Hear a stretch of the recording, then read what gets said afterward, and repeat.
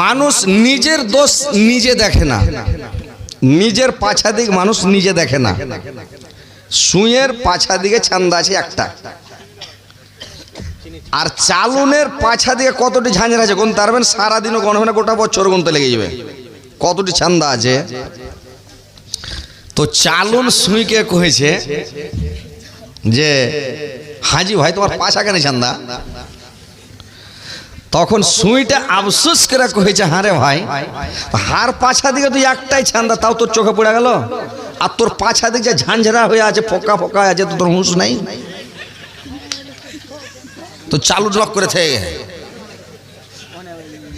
তো মানুষ নিজের দোষ দেখে না। পৃথিবীর মানুষের এটা অভ্যাস, মানুষের নিজের একটা বৈশিষ্ট্য, নিজের পাপকে পাপ মনে করে না, পরের পাপ ঢুঁড়ে বেড়েছে, কুণ্ঠে আছে কাঁড়া গুঁড়ে ঢুঁড়ে বেড়েছে নাকি, এটা মানুষের একটা অভ্যাস। পরের পাপ ঢুঁড়ে বেড়াইয়েন না, পরের পাপকে উসকে চেঁড়া খাড়ো করিয়েন না। নিজের পাপ নিজে দেখেন যে আমার পাছা আমি কি করেছি, আমার নেকি মাইনাস হয়েছে না জমা হয়েছে। মানুষ নিজেরটা দেখে না, পরের পাপ, পরের পাপটাকে মনে ভাবছে বিশাল উহুদ পাহাড়, আর নিজের যেটা পাপ মনে ভাবছে যেরকম লাখে মাছি বসে, ওটা মাছির সমান মনে করছে। এটা হাদিসের কথা বলছি আপনাকে, এটা উদাহরণ, যে নিজের পাপটাকে মানুষ মনে করে মাছির সমান। কি হবে কি হবে লাই, তোমার পাশে রাষ্ট্র মিশন শুরু হবে, মরার পরে কবরে শুরু হয়ে যাবে মেশিন, আর তুমি মনে ভাবছো এটা কি হবে।